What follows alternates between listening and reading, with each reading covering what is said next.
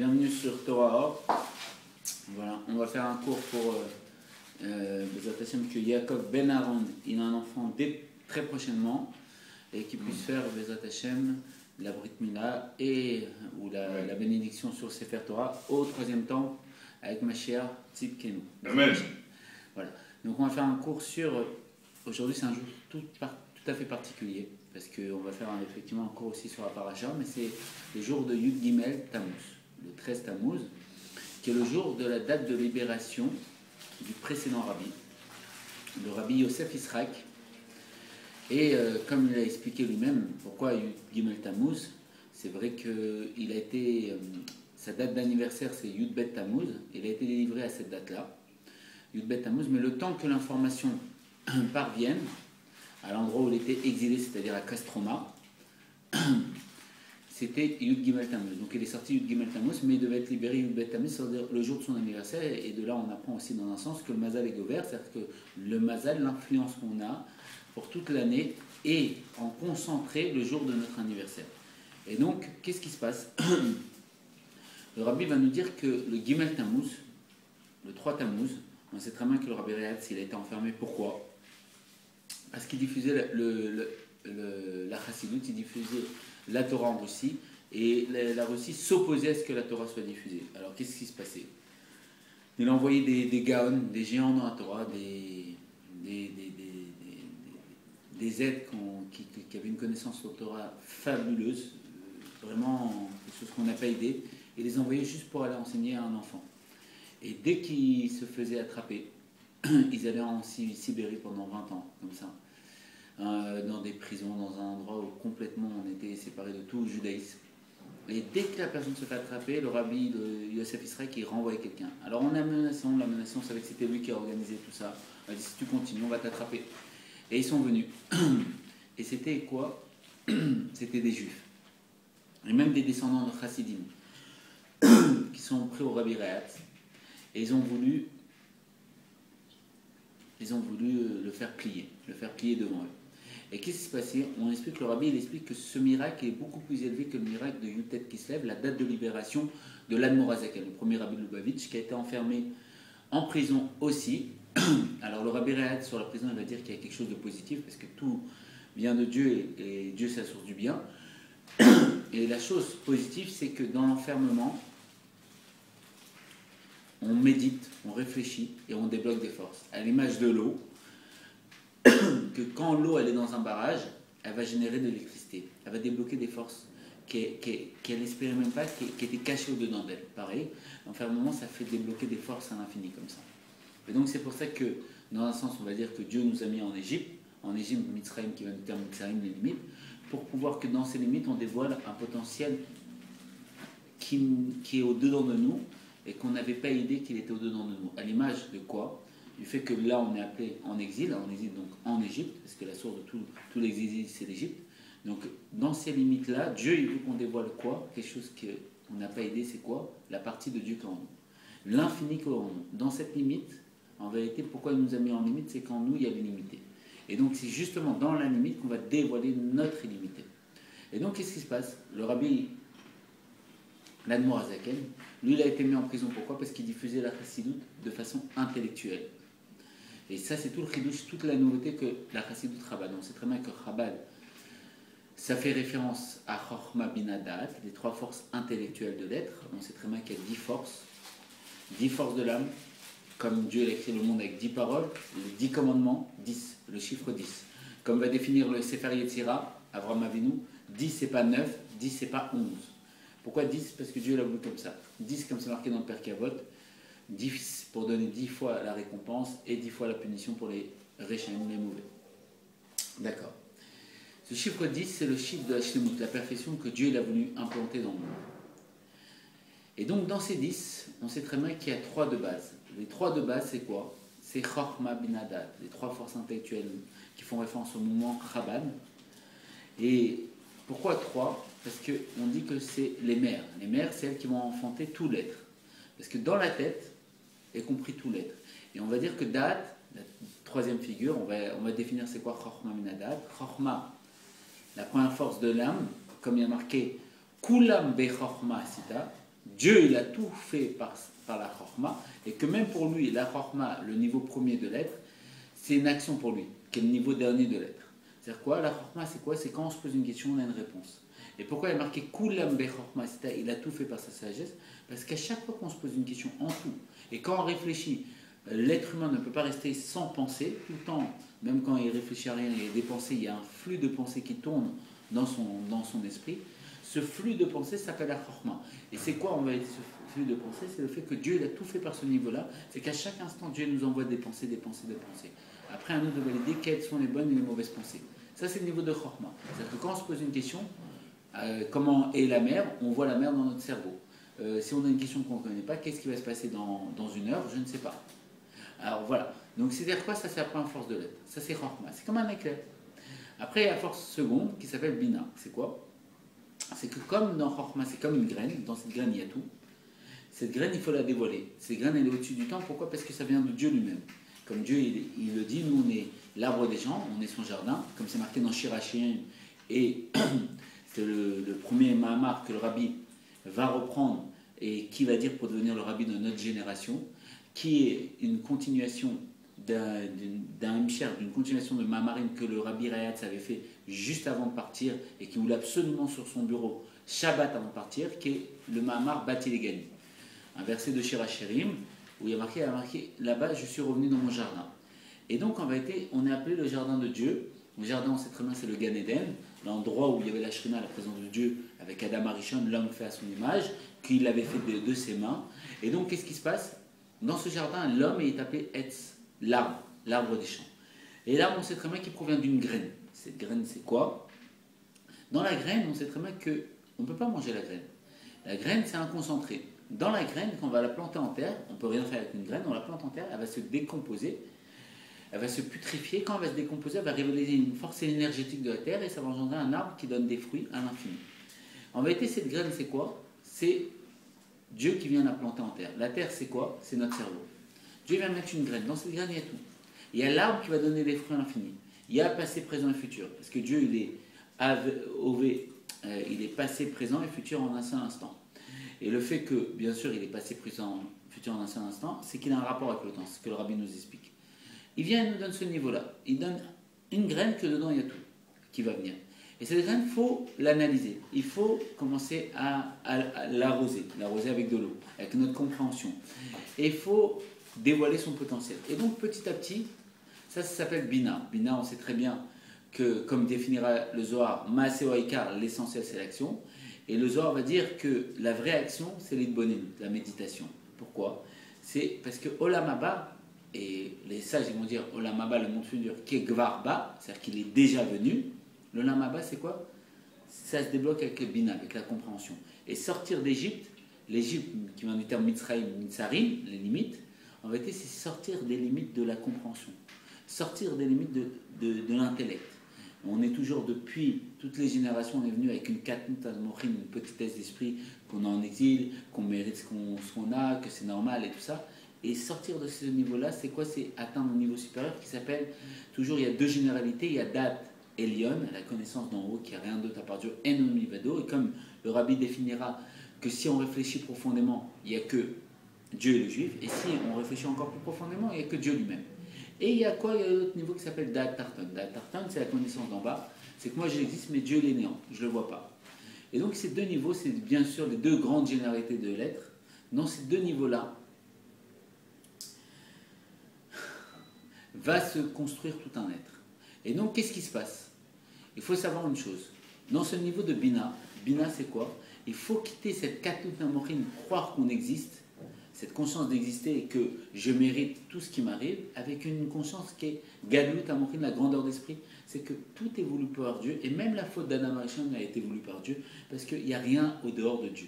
Et ça, c'est toute la nouveauté de la Chassidoute. C'est quoi la nouveauté de la Chassidoute? Qu'est-ce que la Chassidoute a apporté? Parce que comme aujourd'hui on fête la libération du 6e Rabbi Lubavitch, il faut comprendre déjà, il faut revenir à la source, c'est quoi la Chassidoute? La Chassidoute en soi, c'est qu'à l'époque, les êtres étudiaient la Torah d'une telle manière, on sait très bien que la pimut à Torah, la profondeur de la Torah se donnait à des personnes tout à fait particulières, qui étaient très immatérielles comme ça, très attachées au spirituel. De bouche à oreille, depuis le Mont Sinaï se donnait. qu'elle n'élite et qu'elle a été cachée que le Zohar s'est perdu pendant 1500 ans et s'est retrouvé après. Le livre de toute la Kabbalah, de la source des secrets de la Torah par Rabbi Shimon Bar Yochai, que tout ça, toujours ça n'a pas été dévoilé. Qu'est-ce que ça fait référence à quoi? On sait très bien que la Torah elle-même fait référence au Etz Hadat, l'arbre de la connaissance, et que dès que Adam il a goûté à cette arme, Dieu lui a dit tu as rentré la mort dans le monde, et même il y a marqué que pourquoi Dieu il a dit à Adam Hachon de partir du jardin. Pourquoi il voulait qu'il parte du jardin? Parce que s'il mangeait au Etz Hachaim, l'arbre de vie qui fait référence au secret de la Torah, qu'est-ce qui se passait? La mort qu'il avait implantée dans le monde devenait éternelle. Parce que le Etz Hachaim a la possibilité de dévoiler l'éternité, de rendre toute chose éternelle. Et donc c'est pour ça qu'il n'a pas voulu qu'il mange du Etz Hachaim, parce qu'il allait rendre la mort éternelle. Alors il lui a dit de partir du jardin pour faire partir la mort qu'il avait implanté dans le monde, pour se séparer de ce niveau de mort, et après revenir et manger le fruit, le Etz Hachaim, et devenir, c'est-à-dire toucher l'éternité, mais en étant séparé de la mort qu'il avait fait pénétrer dans le monde du fait qu'il avait mangé le Etz Hadat. Et donc ce Etz Hachaim, il a été caché. C'est pour ça qu'il a été caché depuis tous ces temps-là. Et même dessus, le Harizal va dire que quand Dieu s'est dévoilé à nous, et qu'il nous a dit les premiers commandements, qu'on est mort, qu'on est revenu à la vie, et qu'après on a dit non, on ne veut pas parler avec toi directement, Dieu, on prend un intermédiaire, on prend Moshe, il dit, le Harizal sur ça, on n'aurait pas dû faire ça. Pourquoi? Parce qu'on devait recevoir le Etz Hachaim, on devait recevoir les secrets de la Torah, et finalement on a eu le Etz Hadat, c'est-à-dire que la Torah, avec tout, la Torah orale et tous ces niveaux-là. Et donc, la Chassidut, elle vient, en vérité, qui vient de l'étymologie de Chesed. Chesed, c'est la générosité. Chesed, c'est quoi? C'est la couleur blanche. La couleur blanche, on sait très bien c'est quoi cette particularité à cette couleur blanche, c'est qu'elle repousse toutes les autres couleurs. Elle dévoile Enon Milvado. Ce Chesed, il dévoile qu'il n'y a rien d'autre à part Dieu. On sait très bien que, pourquoi Chesed? Parce que Dieu, avant de créer le monde, il a eu 5 hésitations, il ne savait pas s'il créait le monde. C'est pour ça qu'il y a marqué dans le Chumash qu'il a créé avec la lettre E, valeur numérique 5. Et à ce niveau-là, on sait très bien que le E, c'est la malchoute, c'est le fait que Dieu, il a voulu créer ce monde pour être roi, pour qu'on le gouverne, mais pas un roi, pas un dictateur, un roi. Un roi, il est élu par le peuple. Et qui l'a élu en premier? Qui s'est levé? Qui Koum s'est levé devant le roi? Et qui a dit Malkénou, toi tu es mon roi? Et qui a marqué dans le Tanya 41, Bijuni, Vratalam, pour moi le monde a été créé. Et lui, il a dit, moi tu as créé le monde pour moi, mais ce monde c'est le tien et moi je vais te gouverner dans ce monde en tant que roi. Ça a été Abraham Avinu. Abraham, on sait très bien que c'est l'âme générale du côté droit, de la générosité. Et c'est pour ça qu'il y a marqué que Dieu il a créé le monde avec le chesed, la bonté. Mais on sait très bien qu'il voulait d'abord le créer avec la rigueur. Et le fait qu'Abraham s'est levé, ils se sont mélangés. Ça a créé quoi? Une belle couleur, on dit en principe, c'est une couleur qui est mélangée. Et donc ça a créé la miséricorde. C'est quoi la miséricorde? C'est Jacob. C'est pour ça que Jacob c'était l'élu des patriarches. Et que nous on est des bénis Jacob et des bénis Israël. Israël, bien sûr, c'est l'âme telle qu'elle est dans sa source divine. C'est-à-dire complètement détachée de toute forme de choses négatives. La partie de Dieu céleste. Et Yaakov, c'est le juif Yud Ekeb, comme va nous dire l'Anmorazaken, premier rabbi de Lubavitch, le Yud, la sagesse de Dieu qui descend dans le Ekeb. Le Ekeb, c'est quoi? C'est le talon. Le talon, c'est la partie la moins sensible de l'être. Si on doit mettre quelque chose dans de l'eau bouillante, comme va prendre l'exemple le Rabbi Rayat, on ne va pas mettre notre tête, on va mettre notre talon, parce que c'est la partie la moins sensible de l'être. Dans ce niveau de Ekeb, Yaakov, l'élu de patriarche, a dévoilé le Yud. Le Yud, c'est le Yehudi. C'est quoi? C'est qu'il n'y a rien d'autre à part Dieu. Il n'y en a qu'un, le Yud. Et donc, qu'est-ce qui se passe? La chose est comme ça. La chassidoute, la nouveauté, c'est qu'à l'époque, les kabbalistes, ils s'étaient trompés. Parce qu'on sait très bien que le Harizal, la nouveauté du Harizal, c'était quoi? Tout le chidouche du Harizal, c'est qu'il y avait une Torah, il y avait bien sûr avant lui le Ramak, on l'appelait le Rambam, le Rabbi Moshe Maïmonide, le Rambam de la Kabbalah. Pourquoi? Parce que le Rambam, on sait très bien qu'il a fait Mishneh Torah, une deuxième Torah. Il l'a synthétisé, il l'a organisé, il a fait en sorte d'ordonner toute la Torah. Et c'est pour ça qu'il y a marqué sur le kever, sur le tombeau du Rambam, Rabbi Moshe Maïmonide, il n'y a pas eu de Moshe comme Moshe. C'est-à-dire il est l'équivalent du Moshe de sa génération. Et qu'il a fait une deuxième Mishneh Torah, il a dévoilé une deuxième Torah. Tout à fait organisé, les lois, il y avait différentes façons de... Il a tout organisé, c'était le Posek Halakha, le décisionnaire de son époque, il a tout organisé. Aujourd'hui, c'est clair, c'est limpide. En étudiant son livre Mishneh Torah, on passe toute la Torah dans son ensemble et on aborde toutes les lois.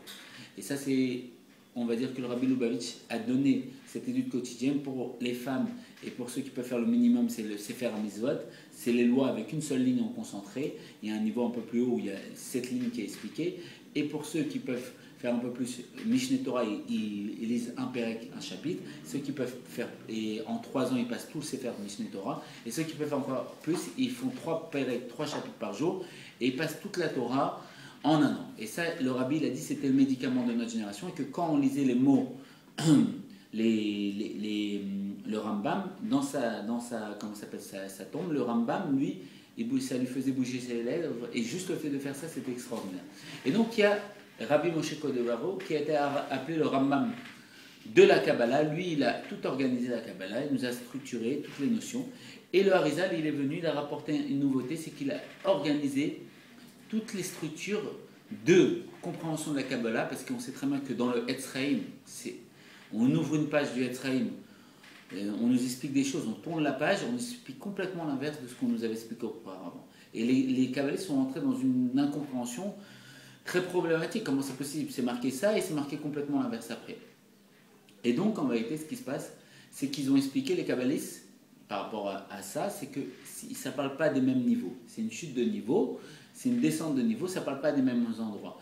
Et en vérité, tout ça, ça vient de l'Espagne. Il y avait un très grand kabbaliste là-bas qui avait expliqué que la Kabbalah, et c'est pour ça que si on aborde la Kabbalah comme un corps, parce qu'on sait très bien que dans la Kabbalah, il s'est expliqué Adam Kadmon, l'homme primitif qui est la volonté générale de toute la création, si on l'aborde de façon corporelle, on va la limiter, et le fait de la limiter va être incompréhensible.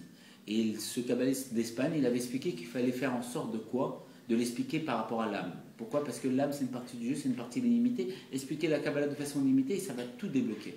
C'est pour ça qu'un élève du Baal Shem Tov, quand il est arrivé, il est arrivé qu'il était au Gan Eden. Et il a rêvé qu'il était au Gan Eden. Qu'est-ce qui s'est passé? Il a vu le Baal Shem Tov faire une remarque au Harizal. Il lui a dit: pourquoi tu as donné une Torah comme ça? Cette Kabbalah, et le Baal Shem Tov était contre qu'on étudie la Kabbalah. Pourquoi? Parce que c'est comme un clou qu'on met contre un mur. On l'a mis, c'est fixé, et on ne peut plus rien faire. En Kabbalah, il n'y a pas de question. S'il y a une question, c'est comment ça marche. Et la chassidut est devenue donner le pourquoi. Le pourquoi, c'est quoi? C'est le nimshal. En Kabbalah, c'est le mashal. C'est quoi le mishal? C'est comprendre les choses. Et comme on sait très bien que les sages disent, il n'y a pas plus grand bonheur qu'être délivré du doute. Pourquoi? Parce que quand on est délivré du doute, tout de suite on a une question, on donne la réponse, on est bessimcha. Et la simcha, elle est pores geider, elle brise toutes les barrières. Et donc, on sait très bien que le lamaba, c'est bina. Et donc, d'être délivré du doute, c'est la bina, c'est la compréhension. C'est le nishma de la Torah. Bien sûr, il y en a assez, mais le nishma, c'est la geoula. C'est pour ça que Moshe est parti sur le monde Nebo. Nebo, c'est Nunbo. Il est la 50e, le niveau du nishma, si on peut dire, dans son niveau à lui. Et il est arrivé directement dans ce niveau-là. Et donc, qu'est-ce qui se passe? Il lui a dit: pourquoi tu donnes cette Torah-là? Pourquoi? Parce que c'est comme un clou qui est pensé. Alors le Harizal lui a dit comme ça, il lui a dit: j'ai pas eu le temps de donner le reste. On m'a pas laissé le temps. Il est parti très jeune, le Harizal, à 38 ans. Et donc, la chassidut est venue donner ce reste. C'est quoi ce reste? C'est l'âme de la Torah. C'est quoi l'âme de la Torah? C'est la Torah des tzadikim. Comment le tzadik voit le monde. C'est quoi? C'est comment Dieu voit le monde. C'est plus comment l'homme voit le monde. La Torah qu'on a eu avant, c'est comment l'homme voit le monde. La chassidut, c'est comment Dieu voit le monde. Et là, tout est inversé. Pourquoi? C'est comme quand on met le Balatania, Alan Morazaken va nous donner un exemple dans son Sefer Atania. C'est comme quand avant on mettait le sceau du roi sur une enveloppe, quand on collait, le fait de coller, la marque était complètement à l'inverse. C'est-à-dire que le niveau le plus bas ici, c'est le corps. Chez Dieu, le niveau le plus haut, c'est le corps. Pourquoi? Parce que Dieu, il a voulu le corps. Parce que, comme on dit en chassidut, la pierre qui vient du plus haut, elle va tomber au plus bas. L'exemple est comme ça. Et donc, ça veut dire quoi? C'est-à-dire que tout est inversé. C'est-à-dire que les choses qu'on a vues les plus négatives, ils sont les plus positives. Des choses qui sont, on a fauté, si on n'avait pas fauté, on aurait eu la Géoula, si Adam Arishon ne l'a pas fait, c'est de sa faute. En vérité, mais Dieu il avait besoin de cette faute. Pourquoi? Dieu il a voulu résider Betartonim au plus bas. Et on voit que tout est inversé. Et là, c'est quoi? On nous donne le Nimshal. On nous donne le pourquoi des choses. Et comme on nous donne le pourquoi des choses, on comprend les choses, on est Bessimcha. Et cette Simcha brise toutes les barrières et elle dévoile quoi? Celui qui est la source de faire briser les barrières, qui s'appelle Peretz. Peretz, c'est qui? C'est l'ancêtre du Mashiach. Lui, brise, c'est quoi les barrières? Les barrières de l'incompréhension de pourquoi on est sur Terre. Les barrières de la Katnut Amochin, la petitesse d'esprit. Et elle brise et elle ouvre l'Olamaba. L'Olamaba, il est Gvarba, il est déjà venu. Il est en nous, il est dans cet esprit. Et elle ouvre et elle débloque ça. Et c'est ça la chassidut. La chassidut, elle est venue dévoiler l'être pour que l'être se mette en Géoula, en délivrance personnelle. Et donc, qu'est-ce qui se passe? À l'époque, eux qui avaient étudié la Kabbalah, ils avaient mal compris la chose. Et ils avaient cru que quand Dieu il a fait le Tzimtzum c'est quoi? C'est qu'il y avait la lumière infinie de Dieu qui remplissait tous les mondes, et que Dieu il a eu envie, il a eu un désir, il a marqué comme ça, la chassidut c'est de revenir et retenir la vie du Midrash, que Dieu il a eu une tava, un désir d'avoir une demeure ici-bas. Et donc, qu'est-ce qui se passe? Au début, on sait très bien que dans la volonté, il y a plusieurs étapes. Il y a une volonté pour moi. La volonté pour moi, c'est quoi? C'est que j'ai peut-être envie d'être riche, j'ai envie d'être milliardaire, j'ai envie d'avoir beaucoup d'argent. Mais c'est une volonté qui est pour moi. Pourquoi? Parce que j'ai envie, mais je ne fais rien pour le réaliser. Et c'est pas de cette volonté qu'on dit qu'il n'y a rien qui résiste à la volonté. Il y a une volonté supérieure. C'est quoi la volonté supérieure? C'est que j'ai envie d'être riche et je vais devenir riche. Pareil, Dieu il a eu envie d'avoir une demeure ici-bas, il a eu 5 hésitations. Abraham lui a dit, il se posait la question, Abraham lui a dit, oui, tu as envie de résider, tu as envie de créer le monde. Et qu'est-ce qui s'est passé à ce moment-là? Dieu, il a fait en sorte de créer son monde. Et il a créé le monde avec le Chesed par Abraham qui l'a couronné en tant que croix en premier. Et donc, tout ça pour dire quoi? Eux, ils ont pensé que quand Dieu il a créé le monde,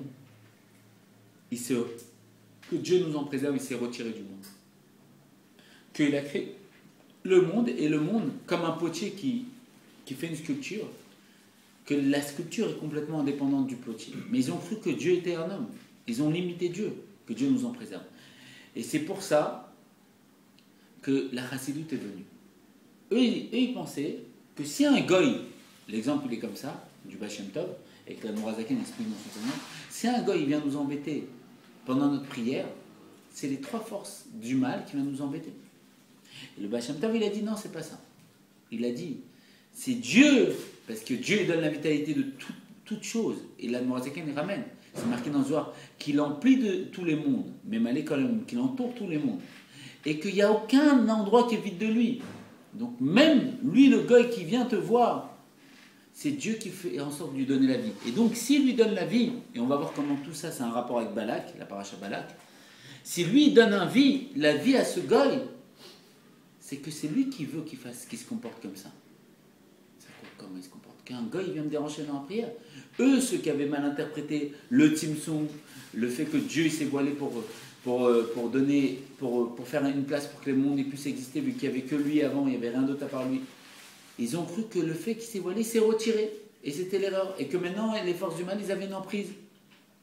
La chassidut, elle venait dire non, c'est pas ça. En vérité, Dieu, il te parle à travers ça. Dieu, il s'habille à travers ça. Comme il dit, la chassidut, elle dit que les vêtements du monde, tout le monde, c'est les vêtements de Dieu. C'est Dieu qui s'habille à travers toutes choses. Nos amis, c'est Dieu qui nous parle à travers eux. Toutes les choses sur terre, c'est Dieu qui nous parle, qui communique avec nous. À travers une fleur qu'on voit, à travers un lever de soleil qu'on voit, à travers un enfant qui nous sourit, c'est Dieu qui nous parle. Qui a mis des vêtements, pourquoi Bijuni Nibratalam? Pour moi, Dieu, il a créé ce monde. Et il me demande une chose, d'ouvrir les yeux. C'est quoi d'ouvrir les yeux? Voir qu'en vérité, il ne s'est pas retiré, il s'est juste voilé. En vérité, c'est toujours lui. Et lui, il a créé ce monde pour moi.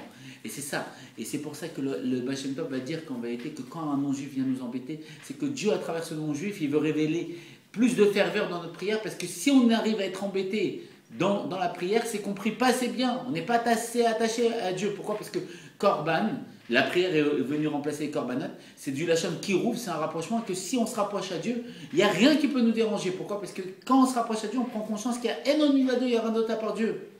Et donc, eux, ils avaient mal interprété ça, ils pensaient qu'il y avait quelque chose d'autre après Dieu. Et ça s'appelle l'idolâtrie. C'est ça la source de toutes les idolâtries, c'est croire que cette chose est extérieure à moi. Et ça, on voit que c'est rapproché de la paracha Balak. Pourquoi? Parce que qu'est-ce qui se passe dans la paracha Balak? La paracha Balak, on voit que Balak, déjà, ce qu'on ne comprend pas, c'est que depuis toutes les anciennes parachas, depuis Shemot, le Sefer Shemot, que Moshe Rabbeinu, et même un petit peu avant le Sefer Shemot, on n'est qu'avec le peuple juif. Vayechi, juste ces parachas, dans les dernières parachas du Sefer Bereshit, on descend en Égypte, on est avec Jacob, on est avec tout ça. On n'est qu'avec le peuple juif. On a quitté un être, on est devenu une famille, et après on est devenu un monde. Et qu'est-ce qui se passe dans cet endroit-là? On est qu'avec le peuple juif, et d'un coup on arrive par Balak, on va complètement de l'autre côté, on va avec les goïms. Mais moi j'ai étudié la Torah pour être avec les juifs, pourquoi tu me fais étudier la Torah pour être avec les goïms? Et on voit Balak qui s'est levé, et lui fils de Tzipor, fils de l'oiseau. C'est-à-dire quoi l'oiseau? Bon. Il y a des grands secrets derrière. Et qu'est-ce qui se passe? Il s'est levé et il va convoquer Bilam. Bilam, c'est qui? C'est le Umadze, l'inverse de Moshe Rabbeinu. Pourquoi l'inverse de Moshe Rabbeinu?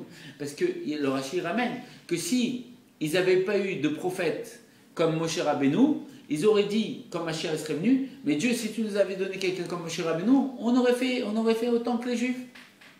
D'accord. Et il a donné un prophète qui était l'équivalent de Moshe Rabbeinu. Bien sûr, il ne se dévoilait pas 2 jours avec lui, à l'image de Lavan. On dit que Bilam, c'est soit Lavan revenu, soit le petit-fils de Lavan.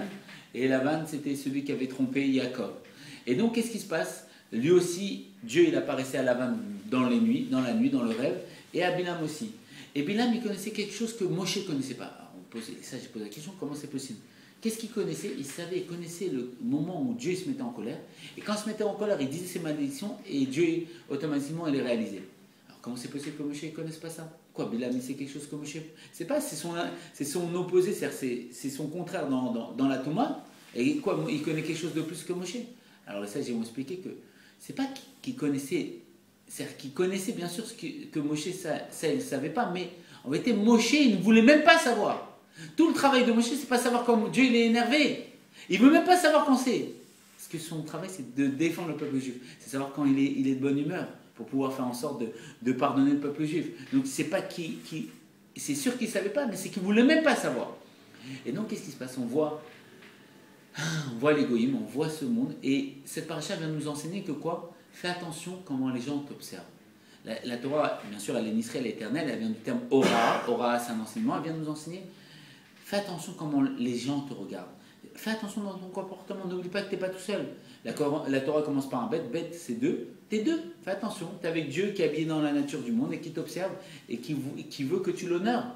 Il veut que, comme il y a marqué dans le Zohar, c'est quoi le Yetzirah? L'exemple qui est pris dans le Zohar, c'est comme si le roi, il a pris la meilleure des courtisanes, la plus forte des courtisanes, et il a dit tu vas faire tomber mon fils. Pourquoi? Parce que on va montrer l'intégrité de mon fils, je vais montrer mon fils comme un extraordinaire, que même toi, la meilleure des courtisanes, tu peux pas le faire tomber. Et donc, ce fils, c'est quoi? C'est le peuple juif. Et donc, tout le monde, il veut nous faire tomber, il veut nous faire en sorte de mal nous comporter, nous attirer pour l'argent, nous attirer vers les plaisirs du monde, à l'image des filles de Moab qui a suivi la paracha de Balak, où il a voulu nous attirer, paracha Pinchas, à la fin de la paracha Balak, il le livre. Il s'habille dans tous les niveaux. Et on sait très bien qu'en Chassid, on dit que la courtisane, elle ne veut pas faire tomber le fils. Pourquoi? Parce qu'elle a envoyé pas le roi. Et si elle fait tomber le fils, le Yetzirah, il ne veut pas nous faire tomber. S'il fait tomber, le roi ne va pas être content. Donc il ne veut pas, c'est-à-dire qu'il fait tout parce qu'il est obligé, parce que le roi il oblige, mais il ne veut pas nous faire tomber. Et la Chassidut va dire quelque chose d'extraordinaire. Elle va dire comme ça, qu'en vérité, la courtisane, elle a relégué à d'autres courtisanes, à d'autres. Et à la fin, ces courtisanes, elles veulent vraiment nous faire tomber parce qu'elles ont oublié la mission. Elles ont oublié que ça venait du roi. Bon, c'est une façon de voir la Chassidut. Et donc, qu'est-ce qui se passe? La chose est comme ça. La paracha Balak, elle vient nous dire, regarde comment les autres ils te regardent. Parce qu'on sait très bien qu'on a une misa de ne pas faire du Chilul Hashem. Chilul Hashem, c'est mal se comporter parce que on a une misa de ressembler au Créateur et qu'on dévoile le juif, c'est celui qui dévoile Dieu sur terre, qui fait une demeure à Dieu ici-bas. Et donc, s'il se comporte mal, il fait du Chilul Hashem sur Dieu. Pourquoi? Parce que c'est le peuple que Dieu l'a choisi. Et donc, cette paracha vient nous dire, comporte-toi bien, regarde comment les goïms te regardent, et on voit que les goïms nous regardent de façon extraordinaire. Que de là va venir les plus grandes bénédictions. Ma'atovu, Alecha, Yaakov, quelles sont belles tes tentes. Yaakov qui fait référence au Mishkan. Mishkanotecha Israël, qui sont beaux tes sanctuaires Israël, qui fait référence au temple. Et donc, les plus grandes bénédictions vont venir de là. Pourquoi? Parce qu'on sait très bien que, comme il a dit Abraham, le père des nations, celui qui te maudit sera maudit. Bilam voulait nous maudire, et Dieu lui dit, tu ne maudiras pas ce peuple. Pourquoi? Et Bilam il dit alors, je veux le bénir. Il dit, tu ne béniras pas ce peuple. Pourquoi? Parce qu'il est béni. Il est béni par moi. Et on voit l'amour de Dieu. On voit quelque chose d'extraordinaire. On voit comment Dieu il nous aime. Que l'inverse, le plus haut niveau de chez les Goïms, qui est l'inverse de Moshe Rabbeinu dans la Touma, il veut nous maudire. On le prend pour nous détruire le peuple juif. Donc Dieu lui dit, tu ne peux pas le maudire. On le prend et il dit, bah alors je vais les bénir. Dieu dit, même bénir, tu ne peux pas. Pourquoi? Parce que c'est moi qui les bénis, c'est moi qui les maudis, c'est mon peuple, moi je les aime. Ça veut dire quoi? Et là, on voit que dans cette paracha, il y a le chidouche de toute la chassidoute. La nouveauté de toute la chassidoute. Qu'est-ce qu'il a dit? C'est quoi le chidouche? C'est que quand un goy il vient nous embêter dans la tefila, ou même quand, l'exemple qui est pris, c'est que David Ameller, il s'est fait mal parler par une personne, et quand il s'est fait mal parler, il a su que c'était Dieu qui lui parlait mal à travers cette personne. Pourquoi? Il s'est fait maudire par une personne, je ne sais plus c'était quoi le nom, le Tania le reprend, il a su que c'était Dieu qui parlait à travers lui. Pourquoi? Parce qu'il sait qu'il y a un onudado, il y a un d'autre à part Dieu. Que s'il a eu la force de lui parler, de lui dire comme ça, c'est que Dieu il a validé sa parole. Si Dieu ne l'avait pas voulu, elle n'aurait pas été validée. Et donc, qu'est-ce qui se passe? La chassidoute, elle est venue dévoiler ça. Elle est devenue dévoiler cette paracha Balak. Et c'est pour ça que aujourd'hui, paracha Balak tombe la fête de Yud Bet Tammuz et Yud Gimel Tammuz. Pourquoi? Parce qu'on sait très bien que cette fête, le Rabbi Raad dit qu'il nous a tous libérés. Alors, on va essayer de comprendre. Qu'est-ce qui se passe? Qu'est-ce qu'on voit dans cette fête, dans cette paracha? Balak qui veut nous maudire, Dieu nous dit tu ne peux pas le maudire. Balak qui veut nous bénir, Dieu dit tu ne peux pas le bénir, c'est moi qui bénis. Mais on voit très bien que Bilam il a béni le peuple juif. Alors c'est quoi? En vérité c'est qu'à travers un goy, comme c'est expliqué que le Baal Shem Tov il s'arrêtait quand les goyim parlaient pour les écouter, c'est Elohim qui parle. C'est Dieu lui-même qui parle. Comme c'est connu l'histoire d'un rave, un grand rave comme ça, qu'une fois un goy lui a dit dans la rue Shabbat, sale juif. Au lieu de faire un procès à Dieu, regarde, je fais Torah et Mitzvot, je fais tout, et on me traite de sale juif, comment ça se fait? Non, lui, il ne s'est pas trompé, il n'a pas été dupe. Il ne s'est pas dit que Dieu, il s'est retiré du monde. Il sait très bien, il a vu que dans le Zohar, il n'y a pas un endroit qui n'est pas imprégné de lui, il emplit les mondes et entoure tous les mondes. Et donc, il a réfléchi, il a dit, s'il me traite de sale juif, c'est qu'il y a une raison. Il a été Idbonen, on sait très bien que l'Idbonen, c'est la Bina, Bina, c'est la Shana, Olam Haba, c'est la Géoula. Alors, il a essayé de chercher cette Géoula, il a voulu comprendre. Qu'est-ce qui se passait? Comme on sait très bien que d'être délivré du doute, c'est le plus grand bonheur et ça déclenche la simra et ça brise toutes les barrières. Pourquoi il m'a dit ça, le juif? Il a fouillé dans ses poches, il a vu qu'il portait un mouchoir. Voilà pourquoi, parce que Dieu, il n'a pas voulu descendre et lui dit... Hein? Shabbat. À Shabbat. Et Dieu, il a voulu descendre et il n'a pas voulu dire comme ça, oui, tu portes Shabbat et en vérité, de ne pas donner de mérite à son fils. Dieu, il a créé ce monde pour nous donner du mérite. Parce qu'il y a marqué que quoi? La force de l'enfant est plus belle que la force du père. Comme on sait, c'est connu l'histoire avec Rabbi Yoshua, qu'une fois, Rabbi Yoshua, il était en marloquette avec Rabbi Eliezer pour un four, à savoir s'il était tamé, il était impur ou pas impur. Et que Rabbi Yoshua disait qu'il était impur, Rabbi Eliezer il n'était pas impur. Il a dit, moi j'ai reçu du Sinaï, de mes pères et tout ça. Il a dit, regardez, je vais prouver que c'est pas impur, que si je dis vrai, l'arbre qui est là, il se déplace, il va là, l'arbre il s'est déplacé. Ils ont dit, on ne veut pas savoir tes histoires d'arbres, que le fleuve il est là, il va se déplacer. Il s'est déplacé, on a dit, on ne veut pas savoir tes histoires de fleuve. Alors il a dit que le mur de la synagogue s'écroule, il a dit, toi la synagogue tu ne te mêles pas. Il a dit, c'est nous qui avons décidé, c'est comme ça. Il y a une balle colle, une voix qui est sortie du ciel, Dieu lui-même il a parlé. Il a dit quoi? Il a dit, Rabbi Eliezer il a raison, c'est cachère. Et là, qu'est-ce qu'ils ont dit, Rabbi Yoshua? Le four, il est caché, il n'est pas impur. Rabbi Yoshua, il a dit à Dieu lui-même. On a dit que ce n'est pas caché, c'est la majorité qui vote. La Torah, tu l'as donnée en bas, et tu nous as donné la force de valider. Donc, c'est pas caché. Et on a posé la question à Eliyahu Hanavi. Qu'est-ce que Dieu il a dit dans les mondes célestes quand ses enfants eux-mêmes, ils ont dit, Dieu il dit que c'est caché, il dit à Dieu lui-même. Non, c'est pas caché. Eliyahu Hanavi, il dit, Dieu il a dit, ils m'ont vaincu, ils m'ont vaincu. C'est ça que Dieu il veut. Dieu il veut qu'on le batte. Comment on le batte? Avec la Torah, avec l'arme qu'il nous a donnée. Pourquoi? Parce que la Torah Kulochad, elle est complètement un avec Dieu. Il veut qu'on le batte pour montrer notre valeur. C'est pour ça qu'il a pris la meilleure des courtisanes qui est liée de Sahara. Pour nous faire trébucher, non pas pour nous faire trébucher, pour montrer notre valeur, montrer comment on est élevé et que nous, on va apporter à un Dieu une nouveauté. C'est quoi la nouveauté de Dieu? Qu'on va lui rajouter en lui, c'est la limite.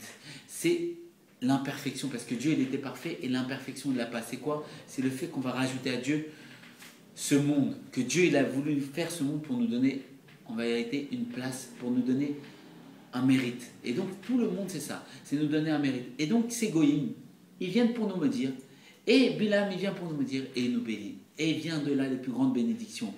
Des bénédictions qu'on dit tous les jours dans la prière, que tes tantes soient belles, et comment tes tantes sont belles. Pourquoi il a dit comment tes tantes sont belles? Parce que les tantes des Juifs étaient tellement organisées de telle manière dans le désert que chaque tante ne pouvait pas avoir l'autre parce qu'ils étaient sniout. C'est-à-dire quoi? Ils étaient sniout, ils avaient une grande pudeur. Pourquoi? Parce qu'on est à l'image de Dieu. C'est quoi la pudeur qu'on a? La même pudeur que Dieu. C'est quoi la pudeur que Dieu il a? C'est qu'il ne se dévoile pas, il se cache. Il se cache à travers les vêtements. À travers le vêtement de ma mère, c'est Dieu. C'est Dieu qui m'aime à travers elle. C'est qui donne la vie à ma mère? C'est Dieu. Pareil pour les goïms. C'est qui fait en sorte qu'un goï va mal me parler? C'est Dieu. C'est qu'il y a un homme mivado. Dieu s'habille, mais un vêtement différent. Et nous, à l'image de ce rave qui s'est fait traiter de sa juif, qui a cherché, il veut qu'on cherche. Il veut qu'on a du mérite. Il y a marqué que comme on est fait à l'image de Dieu, que Dieu n'aime pas la tzedaka, on ne veut pas le prendre la honte, on veut avoir du mérite. Alors Dieu il s'habille, il se maquille, à travers chaque chose, mais c'est lui qui nous donne, il met des vêtements, et on sait très bien qu'il y a les vêtements, en Chassidut c'est expliqué le makif, à Rachok, la lumière qui nous entoure de façon éloignée, et il y a le makif à Karo, la lumière qui nous entoure de façon proche. Et ça fait référence à quoi? Ça fait référence à la maison et aux vêtements. Dieu il met des vêtements qui sont loin. Les vêtements qui sont loin, c'est la nature, le soleil. On n'arrive pas à comprendre ces vêtements, ils nous dépassent. Et il met des vêtements qui sont proches. C'est quoi les vêtements qui sont proches de Dieu? C'est le peuple juif. Les vêtements qui sont proches, c'est le fait que Dieu s'habille à travers ma mère. Il est proche de moi. Et je l'aime. Et il me donne tout son amour. Et il s'habille à travers mon père. Il s'habille à travers... Et il met les vêtements à l'infini. C'est pour ça qu'il est marqué Maseret Yoma, 83 mots de bête, qu'avec le nom d'une personne, on peut connaître le caractère d'une personne. Dieu s'habille à travers chaque chose et dévoile à travers une chaya la générosité du chet et la sagesse de la chorma. À travers un Aaron, il va dévoiler la volonté et le plaisir. Il va dévoiler une force de volonté à l'infini. À travers chaque être, il va se dévoiler de façon différente. Et c'est lui qui s'habille. Il veut une seule chose, il veut qu'on le reconnaisse. Il veut qu'on le démasque. Et il veut qu'on nous dise, c'est toi mon roi, je veux te couronner. Et il veut qu'on se comporte comme il faut. Et cette paracha, la paracha Balak, elle nous dit, fais attention comment tu te comportes. Pourquoi? Parce que c'est Dieu qui t'observe à travers toutes choses. Ne crois pas que le goy, c'est pas Dieu. Ne crois pas que tout ça, c'est pas Dieu. Tout est Dieu. Et donc de là, on comprend le chidouche, le rapport de la paracha Balak avec le chidouche de la nouveauté que la Chassidut a implanté. C'est qu'à travers un goy, quand un goy vient nous insulter dans la tefila, il est venu pour dévoiler plus de ferveur. Parce qu'avec un goy, Dieu va prendre un langage caché. Avec un juif, Dieu va prendre un langage dévoilé. C'est pour ça que le goy, ça va être le rocher, l'obscurité, et le juif, ça va être quoi? La lumière, le or, Ensof, l'infini. Et donc, qu'est-ce qui se passe? Dieu s'habille et il nous montre qu'un goy, Dieu lui dit quoi? Tu ne peux pas les maudire. À Bilam, il dit tu ne peux pas les maudire. Les bénir, tu ne peux pas. C'est moi qui parle à travers toi. Et même Bilam, il va le dire dans la paracha. Je ne peux pas dire, moi le plus haut de tous les goïms, qui est Moshe, le Oumazé, l'inverse de Moshe dans la Touma, je ne peux pas dire quelque chose que Dieu ne veut pas. De là, on voit que dans cette paracha, elle répond à toutes les personnes qui avaient mal compris la Kabbalah, qui pensaient que Dieu s'était retiré du monde. En vérité, elle répond. Elle vient dévoiler que la Chassidut a la raison. Que même à travers et même c'est marqué Mefouach, dans le pshat, dans le sens. Qu'est-ce qu'il dit le goy, le plus haut goy, il dit, mais c'est Dieu qui fait en sorte que tout ce que je dis, ça vient de lui. Et même Balak, il dit, mais je t'ai commandé de les venir pour les maudire, tu me les bénis. Mais c'est pas moi qui parle. Comme le Bachem Tov quand il s'arrêtait devant les goïms pour les écouter, parce que Dieu parlait à travers eux. Et la paracha de Balak, elle nous dévoile ça. Elle nous dit, fais attention comment tu te comportes, parce que c'est Dieu qui parle à travers eux. Et si t'insultes, si tu te parles mal, c'est parce que tu t'es mal comporté. Et qu'il y a quelque chose, pourquoi il te parle comme ça? C'est peut-être tu portes Shabbat, tu sais pas, et Dieu, il veut te donner du mérite. Alors il va pas te dire, mon fils, t'es en train de porter Shabbat, t'as pas le mérite s'il fait ça. Alors il te traite de sale juif à travers ce goy. Et c'est ça le rédouche de cette paracha. Et donc en vérité, on voit que malgré tout, ils ne peuvent pas nous maudire, ils nous bénissent. Et que Dieu nous bénit à travers les goïms. Et qu'on le veuille ou pas, Dieu nous aime. Et Dieu se dévoile à travers tout ça. Et donc, ça c'est la Chassidut. C'est ça la Chassidut, elle est venue dévoiler ça. Elle est venue dévoiler à l'image de Balak, cette paracha de Balak, nous dire, ne crois pas que Dieu est séparé du monde. Comme il y a un enseignement de mon Rav, dans un des livres les plus beaux que j'ai lus, qu'il a écrit, qui s'appelle Le journal d'un jeune homme d'Espagne, là-bas, mon Rav, il dit un enseignement qu'il faut avoir peur de sa peur. Pourquoi avoir peur de sa peur? Parce que si je crois vraiment qu'il n'y a rien d'autre à part Dieu, je ne peux pas avoir peur. Parce que si j'ai peur, c'est que je ne crois pas en Dieu. À l'image du Rabbi, à l'image du Bachem Tov. Le Bachem Tov, quand il était petit, une fois, il faisait une nuit très sombre. Et il se dirigeait, il allait souvent dans la forêt, il avait perdu ses parents tôt, Rabbi Eliezer, qui avait appris deux choses, ait peur que de Dieu et rien d'autre, et aime les créatures. Et il se dirigeait vers la forêt, il avait 5 ans, on parle d'une forêt en Russie, que nous aujourd'hui, en nation nationale éclairée, on a peur. Et dans une forêt en Russie, il avait 5 ans. Et on lui dit, Israël, t'as pas peur, où tu vas comme ça? Il dit, j'ai peur que de Dieu. C'est-à-dire que si on a peur de quelque chose d'autre, si j'ai peur d'un goy, si j'ai peur d'un policier parce que je ne me suis pas arrêté au feu rouge comme il faut, si j'ai peur d'un PV, c'est que j'ai pas peur de Dieu. C'est que, en vérité, si j'ai peur d'autre chose, c'est que je ne crois pas vraiment en Dieu. Comme c'est connu l'histoire que le rabbi, pendant la période des nazis, les nazis sont venus chez lui, et il y avait la Rebbetzin, sa femme, et ils sont venus dire, vous êtes une famille de quoi? Sa femme, elle a dit orthodoxe. Le rabbi, sa femme lui a expliqué ce qui s'était passé. Il est parti au commissariat. Il a dit juif orthodoxe. Pourquoi? Parce qu'il n'a pas peur. Il n'a pas peur de ce qu'il voit parce qu'il sait qu'il n'y a rien d'autre à part Dieu. Comme c'est expliqué qu'une fois il passait, c'était les moments des nazis, il y avait des nazis en face d'eux.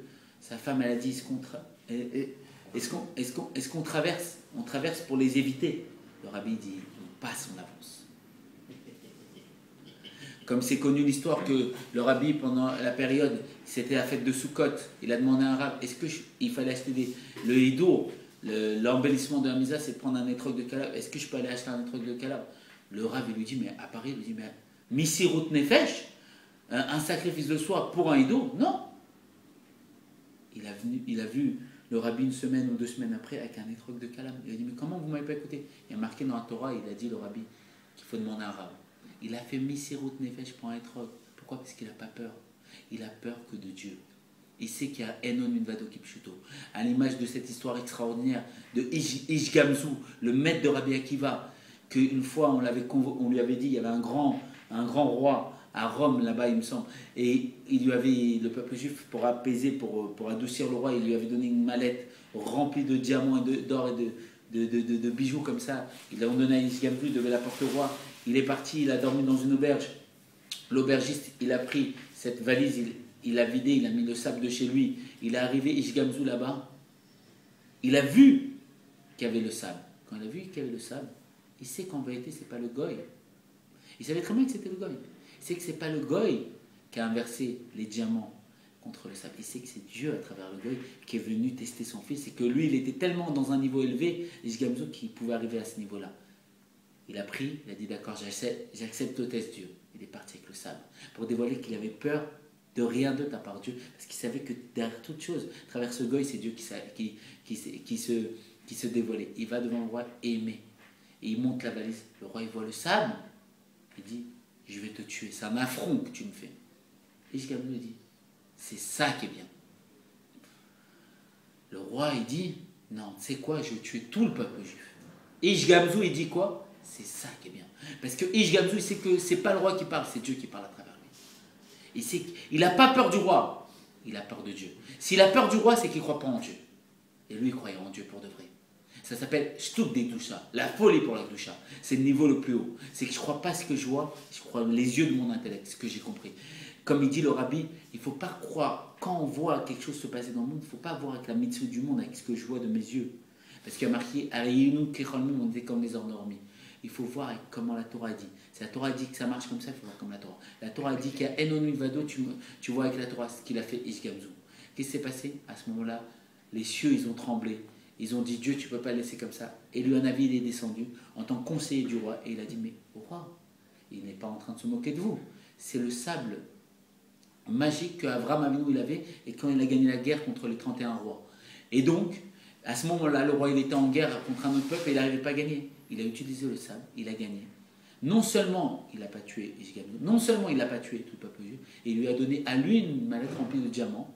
Et le goy qui lui avait volé, et qui a entendu l'histoire, il est parti voir le roi avec ce sable-là.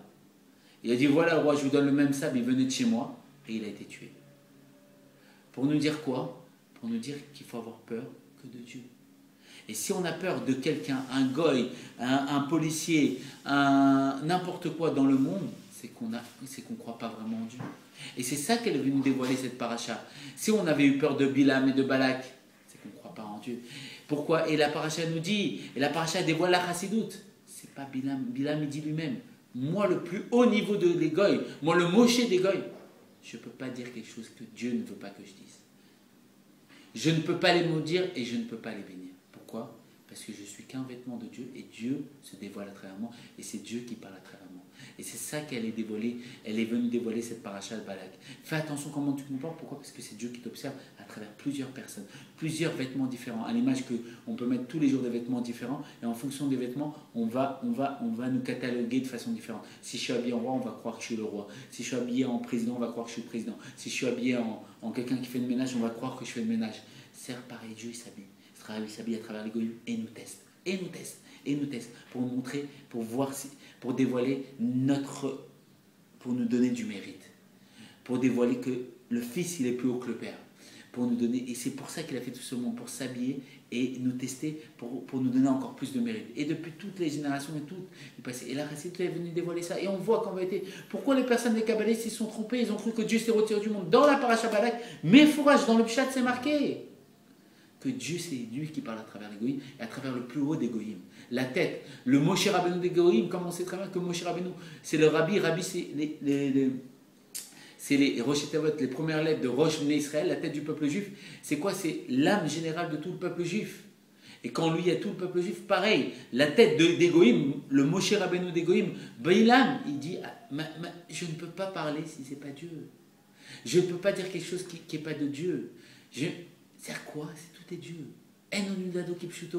Et c'est ça qu'elle est venue dévoiler, la Chassidut. Et c'est ça qu'elle a apporté, nous faire prendre conscience comment Dieu voit le monde, pas comment nous on voit le monde. Et cette paracha Balak, c'est ça qu'elle nous fait voir. Et c'est pour ça qu'elle va dans le camp des goïms pour nous dire que dans le camp des goïms, c'est Dieu qui nous observe, c'est Dieu qui parle à travers eux, c'est Dieu qui nous bénit à travers eux, c'est Dieu et qu'eux ils peuvent rien faire à part ce que Dieu il veut. Et donc ça c'est tout le Chiddush Chassidut Chabad. Et qu'est-ce qui s'est passé? L'Admor Zaken il était enfermé en prison. Et quand l'Admor Zaken était enfermé en prison, pourquoi il était enfermé en prison? Parce qu'il dévoilait la Chassidut de façon intellectuelle. Chabad, c'est quoi Chabad? C'est quoi la nouveauté? Bien sûr, la Chassidut que le Baal Shem Tov il a dévoilée, et que même avec cette Chassidut-là, comme c'est connu la lettre qu'il a envoyée à son beau-frère Gershon, là-bas cette lettre c'est quoi? Il a une aliyat à Neshama, son âme s'est élevée pendant Rosh Hashanah, il est rentré dans le palais du Mashiach, il a dit Maître, Seigneur, quand vous allez venir, il a dit quand tes sources se répondront à l'extérieur. Et le rabbi va dire sur ça, c'est quoi? Quand chaque juif deviendra une source. C'est-à-dire quoi? Quand on va dévoiler notre Torah, à l'image du Rambam qui a fait Mishneh Torah, qui a dévoilé sa Torah, à l'image du Rama qui a dévoilé sa Torah, qui a organisé, et à l'image du Harizal, à l'image du Rabbi Shimon Bar Yochai, à l'image de... On sait très bien que Rabbi Shimon Bar Yochai, à la fin de son enseignement, il était en train d'envoler le niveau le plus haut de son enseignement, qui était la Chassidut. Et en vérité, chaque juif, il a été créé avec le chesed de Dieu, et il peut dévoiler la Chassidut, il a sa Chassidut. C'est pour ça que, c'est quoi un chassid? Le Rabbi dira, c'est celui qui tue le chassid, il faut tuer le Chassidut. Et donc, qu'est-ce qui se passe? L'Admor Zaken est enfermé, mais par des goïms. Par des goïms, il a été enfermé. Et on l'a pris. Et là-bas, le Baal Shem Tov et le Maguid, ils sont venus le voir. Et on dit, tu as été enfermé parce qu'il y a une accusation que tu dévoilais la Chassidut d'une manière qui n'a jamais été égalée. Pourquoi? Parce que la Chassidut, avant, c'était un mot. On étudiait un mot. Avec un petit mot de Chassidut, on était tous unis. Et avec un mot, on faisait tchouva en une seconde. Et l'Admor Zaken, il a pris cette Chassidut, qui était des lumières entourant, des lumières à l'infini, la couronne de la Torah, il a pris, et il avait même une marloquette d'une différence d'opinion avec un autre qui dit mais c'est pas possible de vouloir faire en sorte que la Chassidut elle soit comprise intellectuellement. Pourquoi? Il a dit parce que c'est le luminaire. Alors l'Admor Zaken il a dit je veux couper le luminaire. Et il dit mais si tu coupes le luminaire, tu vas perdre la lumière du luminaire. Il dit non, comme c'est le luminaire, je vais couper, je vais l'organiser pour qu'il rentre dans le cerveau. Et comme c'est le luminaire, on ne perd pas la valeur de la lumière. Et c'est ce qu'il a fait. Il a rendu incompréhensible quoi? Dieu. C'est pour ça que Rabbi Levi Yitzchak de Berdichev, quand il a vu le Sefer Daniel, il a dit comment tu as pu mettre un Dieu aussi grand dans un livre aussi petit? Il a rendu Dieu compréhensible. Et il y a une accusation. Il a fait en sorte de dévoiler la Torah des tzadikim à l'être normal. Il a fait en sorte de donner à chaque être le cerveau du tzadik. Un cerveau qui est beaucoup plus raffiné, qui est beaucoup plus fluide comme ça, qui a la possibilité de voir le divin de cieux. Il a fait en sorte de structurer un livre qui organise notre cerveau à pouvoir voir le divin de nos yeux. Et il y a une accusation. Et donc il a été pris en prison. Et là-bas on lui a posé des questions en prison. Comme on connaît l'histoire, qu'il y a quelqu'un qui lui a posé la question comment ça se fait que quand Adam Arishon il a fauté, Dieu il est venu demander à Adam Arishon où tu es. Quoi, Dieu il ne sait pas où il est. Et l'Admor Zaken lui a donné son simple, le Rashi qui dit non, il n'a pas voulu brusquer Adam, il venait de fauter, alors il a préparé à ce qu'il lui pose la question. Et après il a dit non, mais ça peut. Il a insisté, le goy, et là l'Admor Zaken lui a raconté toute sa vie dans les moindres détails à ce goy.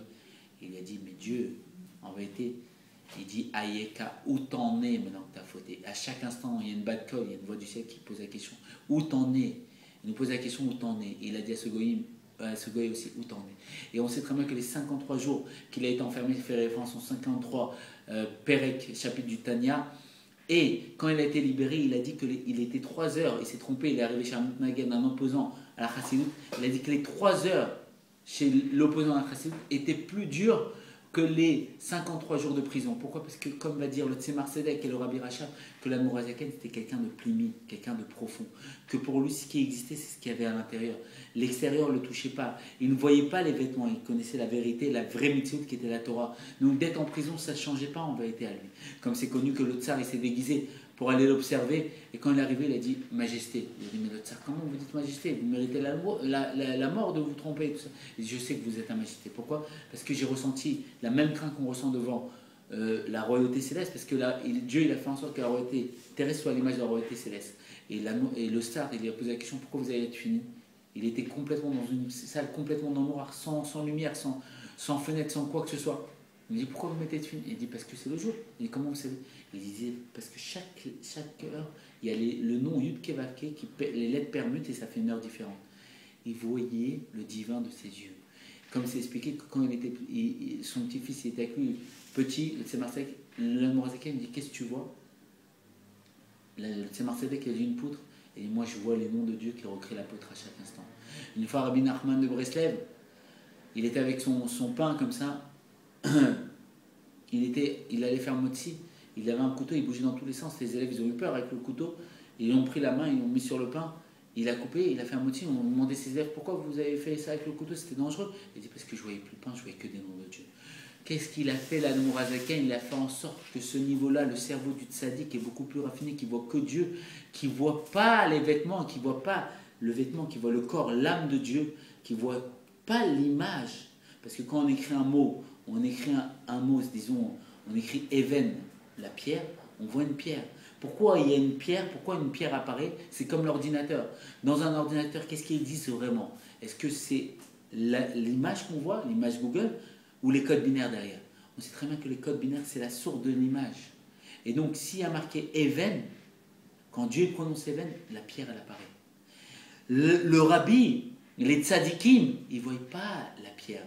Eux, ils voient le Dat Elion, qui n'a rien d'autre à part Dieu. Ils voient les lettres Even. Nous, on voit la pierre, on voit le LM, on voit le voile. Eux, ils voient le monde.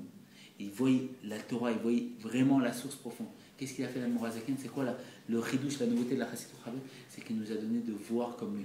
Voir la chose de façon plus profonde, voir qu'il n'y a rien d'autre à part Dieu, voir qu'à travers ce goy, c'est pas ce goy qui m'insulte, mais Dieu à travers lui, voir tout ça, ouvrir les yeux, savoir que c'est que Dieu et que Dieu il a créé ce monde que pour moi, voir que la pierre en vérité c'est Even, et que si j'inverse les lettres, je peux faire en sorte que la pierre, le Even, ça devient un Gan, c'est parce que c'est la même valeur numérique. C'est quoi le jardin de Dieu? Que ce domaine, le fait d'être immobile pour Dieu, c'est un jardin pour Dieu. Et donc qu'est-ce qui se passe? Lui, l'Admorazaken, les 3 heures qu'il a passées avec l'opposant à Chassidut, c'était plus dur que les 53 jours de prison. Pourquoi? Parce que c'était un juif. Un juif, il a un libre arbitre. Et là, on va comprendre pourquoi le miracle de la libération du Rabbi Rayat, elle est beaucoup plus élevée que la libération que l'Admorazaken. Pourquoi? Parce que ceux qui l'ont enfermé, c'était des juifs. Et l'Admorazaken, quand il a vécu la prison, il a vécu Begadlut Amochim, dans une grandeur d'esprit. Il n'était pas touché, parce que c'était Goïm qui l'avait enfermé, donc c'était Dieu qui s'habillait à travers ça pour le tester. Mais là, pour le Rabbi Rayat, c'était des Juifs. Et donc c'était beaucoup plus dur, et c'est pour ça que le Messirut Nefesh était beaucoup plus élevé.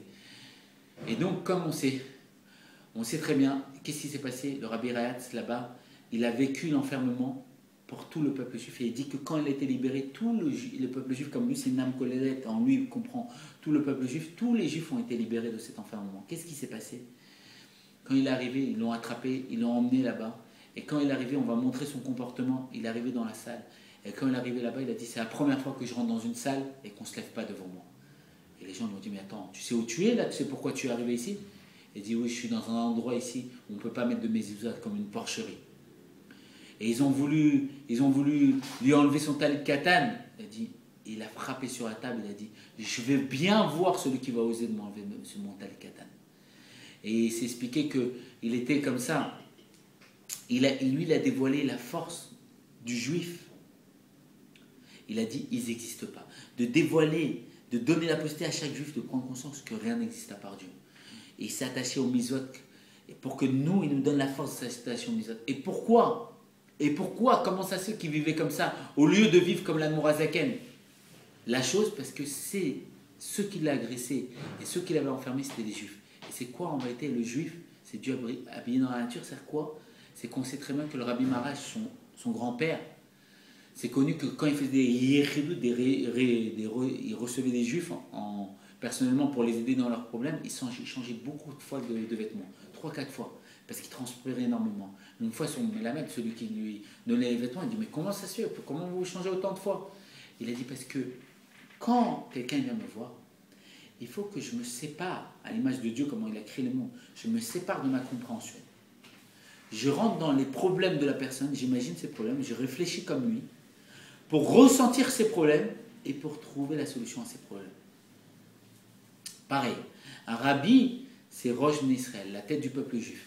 Comme c'est expliqué que le rabbi Rayat, pendant la période de la guerre, il s'est enfermé, il y avait les bombes qui tombaient, il s'est enfermé dans un endroit où il y avait un endroit de protection, là-bas il y avait beaucoup de juifs, et quand les bombes ils sont tombés, à un moment, le rabbi Rayat, il a fait Shema Israël.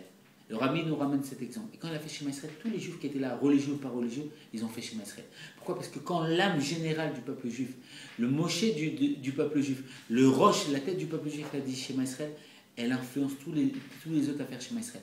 Mais aussi, comme il dit le Chagag Shover, il dit, une fois il était en train de finir une Maseret, un cours de Maseret, le prince de la Torah qui a donné un smicha au rabbi, il était en train de finir une Maseret et d'un coup il s'est énervé comme ça, il a dit, de toute façon si l'Admorazaken n'était pas là, il n'y aurait plus de judaïsme dans le monde. Et lui il avait dit, quand des Chassidim Chabad sont venus le voir, vous savez, il faut que vous sachiez que votre rabbi, son souci avant de dormir, c'est que quand il y a un juif qui a un problème de parnassa, il a du mal à dormir, il a mal à la tête parce que ce juif il a des problèmes de parnassa. Il est embêté par ça.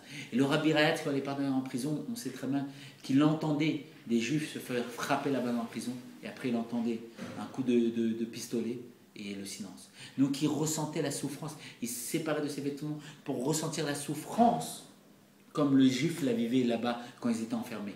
Et il ressentait la souffrance. Et donc il a vécu comme nous. Et comme il a vécu comme nous et qu'il a été libéré, il nous a donné à chacun la force d'être libéré. Libéré de quoi? De notre peur du monde. Libéré de croire qu'il y a quelque chose d'autre à part Dieu. C'est pour ça que c'est un rapport tout à fait avec la paracha Balak. Que la paracha Balak nous dit qu'en vérité, à travers Balak, et Bilam, c'est Dieu qui parle. Il est venu nous dire, nous donner la force qu'il y a haine en une vado, il y a rien d'autre à part Dieu. Comme c'est expliqué qu'ils ont pris un pistolet et ont dit, ce jouet, il a fait parler plus d'un. Le Rabbi Rayat, il les a regardés, il a dit, ça, ce jouet, il fait peur à quelqu'un qui a 2 dieux et un monde. Moi, j'ai 2 mondes et j'ai un Dieu. Pourquoi 2 mondes? Parce qu'on sait très bien que le Rabbi Marash, il formait son fils, le Rabbi Rahacham, à monter dans les mondes célestes. Il montait dans les mondes célestes parce qu'un tzaddik qui vit dans les 2 mondes, comme on sait très bien que le Bachem Tov, quand il recevait en Yechidut, il parlait avec un juif, en même temps il étudiait dans les yeshivot célestes, dans les salles d'études supérieures. Et qu'est-ce qui se passe? Pourquoi ils ont 2 mondes? Parce qu'ils sont dans les 2 mondes en même temps. C'est très bien que le Rabbi Marash apprenait à monter dans les mondes spirituels à son fils, le Rabbi Rachab. Et une fois, il y a une histoire connue comme ça, que la Rabbetzel, la femme du Rabbi, elle a crié parce que pendant une période où elle était malade, elle avait un ascenseur pour pouvoir descendre les marches du premier étage haut en bas et il est resté coincé. Le chassid l'a entendu, il est parti, il a grimpé à la fenêtre pour monter. Et quand il a grimpé, il a vu le Rabbi. Alors il a très peur de déranger le Rabbi. Il est resté 1, 2, 3 minutes comme ça. Et après, il a ouvert, il a vu que le Rabbi il était immobile, il ne bougeait pas comme ça. Il est parti aider la Rabbetzel et il lui a dit, j'ai vu le Rabbi, il me semble comme ça l'histoire. Et elle lui a dit, oui, mon père le faisait, mais mon mari il le fait énormément.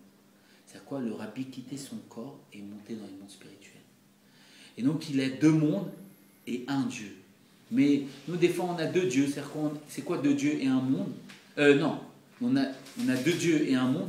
C'est qu'on est enfermé dans ce monde et on a 2 dieux, c'est quoi? On a peur du goy, on a peur du monde, on a peur du feu rouge, on a peur du PV, on a peur de ne pas pouvoir, d'avoir une amende, d'avoir ceci, d'avoir cela. On a peur de ça. Et donc, qu'est-ce qui se passe? Cette racine, elle est venue nous dévoiler qu'il y a un onudado, il n'y a rien d'autre à part Dieu. C'est ça qu'elle est venue nous dévoiler. Et donc, le Rabbi Rayat, il a vécu pour nous. Et c'est pour ça qu'il a ressenti la souffrance. Mais il faut voir comment il a fait Mesirat Nefesh. Une fois, quand il montait comme ça dans un escalier à colimaçon, il y avait un des gardes les plus terribles qui lui expliquait comment il torturait les Juifs pour lui faire peur. Et qu'est-ce qui s'est passé? À ce moment-là, dans cet endroit qui était complètement séparé de tout judaïsme, le Rabbi Rayat s'était débrouillé une paire de tefilines. Et il a dit, le temps de monter cet escalier, j'ai le temps de mettre les tefilines. Il a mis les tefilines. Et il a fait Shema Israël à ce moment-là. Quand le gars, il a vu que... non, excusez-moi, c'est un juif. Je ne sais plus si c'est un juif ou pas. Il a vu qu'il y mettait les tefilines alors que c'était interdit de toute forme de judaïsme. Et justement, il a été enfermé pour ça. Qu'est-ce qu'il a fait? Il a frappé. Quand il a frappé, il est tombé le Rabbi Rayat. Et il y avait la boucle de sa ceinture qui s'est rentrée dans son ventre et il s'est mis à saigner. Alors il a eu peur parce que c'était un prisonnier important. Alors il est parti chercher un médecin. Et le temps qu'il est parti chercher un médecin, le Rabbi Rayat, il a dit j'ai le temps de faire ma Hamida, il a fait sa Hamida. Il nous a dévoilé comment il fallait être. Il fallait faire Mesirat Nefesh, se sacrifier pour Dieu. Et comprendre que tout ce monde c'était un test et que Dieu s'habille à travers ce monde. Il teste comment on est attaché à lui. Quand on va être tout ça, toute cette prison, tout cet enfermement, c'était pour tester comment il était attaché à Dieu. Et on sait très bien qu'il était enfermé là-bas en prison. Il y avait la boue qui arrivait jusqu'à ses pieds, il y avait des rats qui passaient. Et là-bas, son âme s'élevait dans les mondes spirituels et il montait dans les mondes spirituels. Et donc, il a vécu l'enfermement d'une manière tout à fait extraordinaire. On sait qu'ils ont voulu lui enlever la kippa et prendre une photo sur la kippa, mais il ne les a pas laissés faire. Et qu'est-ce qui s'est passé? Il était condamné à mort. Et quand il était condamné à mort, on lui a dit de se diriger, d'aller quelque part. Et il fallait tourner à gauche, et lui, il a tourné à droite. Et après, il a été libéré. On lui a dit, c'était quoi qu'on ait été libéré? De condamnation à mort, il est passé à être exilé à Castroma. Et c'était quand ça? C'était Gimel Tammuz, le 3 Tammuz. Et le 3 Tammuz, on lui a annoncé ça. Et c'est pour ça que le Rabbi va dire Atralat Geoula, le début de la Geoula, parce que comme c'est marqué sauf Maaseh Bemarshavatrila, la fin de l'action était dans la première pensée, le fait que dans cet exil à Castroma, c'était le début de sa libération. Dans cet exil, déjà, il y a la libération. C'est le début de la Géoula. Et ce jour-là, c'est le jour particulier où Yehoshua bin Nun, lui, il a arrêté le soleil. Et pour nous dire qu'en vérité, ce jour-là de Gimel Tammuz, le soleil, il a été arrêté. Et on sait très bien que ça fait référence à quoi? Le soleil, c'est le chef de la génération. Pourquoi? Parce que le soleil, ça fait référence... On sait très bien que la lune prend sa lumière du soleil. Et c'est quoi le soleil? Ça fait référence à Dieu. Et c'est quoi la révélation de Dieu sur terre? C'est le Moshe Rabbeinu de la génération. Et on sait très bien que quand il y avait un soleil qui se couche, c'est-à-dire David Ameller il se couchait, il y avait Shlomo Ameller qui se levait. Quand il y a eu Rabbi Akiva, il y a eu Rabbi Shimon Bar Yochai qui a pris le relais. Et après, il y a eu Rabbi Yehuda Nassi. Toujours, il y a un soleil qui se couche, un soleil qui se lève. Et pourquoi Gimel Tammuz, le Rabbi, il est parti? Pour nous dire que le soleil ne s'est pas couché. Qu'en vérité c'est un LM, que le soleil il est toujours là, il illumine. Et on voit que le Bet Rabat s'ouvre de plus en plus. Il illumine toujours la lune. La lune c'est quoi? C'est le peuple juif. Il illumine. Et c'est le jour du Atralat Geoula, du début de la Geoula. Et comme on sait très bien qu'on dit que le mois de Tammuz, ça fait référence au mois où il fait tellement chaud que même, il y a marqué Tammuz, que même l'âne, il a froid en Tammuz. C'est quoi l'âne? C'est Chomer, la matière. La matière, le monde, nous on a froid en Tammuz. C'est quoi en Tammuz? Le moment où il fait plus chaud. Pourquoi en Tammuz il y a marqué que c'est le moment qui fait plus chaud? Parce que le soleil a été arrivé depuis le début de la création. Dieu il a voulu que le soleil s'arrête. C'est quoi? Que le Rabbi s'arrête à cette date-là. Gimel Tammuz pour nous dire pourquoi? Parce que Yehoshua il a arrêté le soleil, nous dire qu'en vérité, à nos yeux, le soleil, on croit qu'il s'est couché, il ne s'est pas couché. Il est arrêté de façon éternelle parce que Yehoshua, dans le Nar, c'est marqué qu'il a arrêté le soleil. Et il est en train de nous éclairer. Et c'est le mois de l'année où il fait le plus chaud. Mais l'âne, il a froid. Pourquoi l'âne? La chomère, la matérialité, elle a froid, elle est refroidie parce qu'elle voit. Et on sait très bien que le Mashiach, il va venir sur un âne. C'est-à-dire que pour dévoiler, pour voir Mashiach, il faut être au-dessus de l'âne. C'est quoi? Au-dessus de la matérialité. Être dans la Torah. On sait très bien que la Torah elle a précédé le monde de 3000 ans. Voir avec les yeux de la Torah. Les yeux de la Torah nous disent le soleil ne s'est pas couché. Et Yoshua il a arrêté. Il n'a pas été couché. Et au contraire, c'est le mois de l'année où il fait le plus chaud. Et on le voit, les bettravas ils s'ouvrent de plus en plus. Il ne s'est pas couché, il va se dévoiler. Dieu il a sorti le soleil de son écran. Ce jour-là, c'est quoi? C'est qu'il va brûler les tzadiki. Il va donner il va réconforter les tzadikim, c'est-à-dire ceux qui voient au-dessus de l'âne, au-dessus de la matière, ils voient que c'est Mashiach, et il va brûler les Rechaim. C'est quoi brûler les Rechaim? Il va brûler ceux qui pensent que c'est pas ça. Et donc, qu'est-ce qui se passe? Le Rabbi Rayat, le Rabbi Moussé Atralata Geoula, le Rabbi Rayat, il a été sorti le 12 et le 13. Et le 12 et le 13, il nous dit comme ça, que comme j'étais libéré, tout le monde a été libéré. Aujourd'hui, on est tous libérés. Libérés de quoi? De la peur du monde. La peur que ce monde est autre chose de Dieu. De prendre conscience que ce monde, c'est Dieu qui nous parle. Et ça, il faut le prendre conscience. À l'image de Ishgamsu, à l'image de tout ce qu'on a dit. Avoir peur de quelque chose dans le monde, c'est pas croire en Dieu. Il faut avoir peur de Dieu, rien d'autre, à l'image de toutes les histoires qu'on a dit. Et là, quand on va se comporter comme ça, on va voir que l'autre côté va nous bénir. L'autre côté va nous donner notre place. L'autre côté va nous dire que pour toi, le monde est écrit. Et tout va s'ouvrir. Tout va se débloquer. Et donc, on va être libéré à l'image du Rabbi Rayat qui a été libéré. Et que Bezrat Hashem, ça apporte la libération à toutes les personnes qui ont besoin dès à présent. Et qu'on va tous au troisième Beth Amikdash, qu'on ouvre les yeux. Le Rabbi dit que tout est là. Le Shorabar, le Léviathan, il est là. Que la table, elle est posée. Que le troisième temple, tout est là. Et il faut juste ouvrir les yeux. C'est quoi ouvrir les yeux? Ouvrir les yeux, voir comme les tzadikim. Être au-dessus de l'âne, au-dessus de la matérialité et voir comme la Torah a dit qu'elle a précédé le monde de trois blancs et voir qu'en vérité tout est là et que Bezrat Hashem, on va tout de suite en Géoula sur les nuages parce que comme aujourd'hui c'est vendredi, c'est avant Shabbat et que le Rabbi dit qu'on ira tous sur des nuages et on se dira Shabbat Shalom sur les nuages et donc voilà qu'on est tout de suite dès à présent. Amen.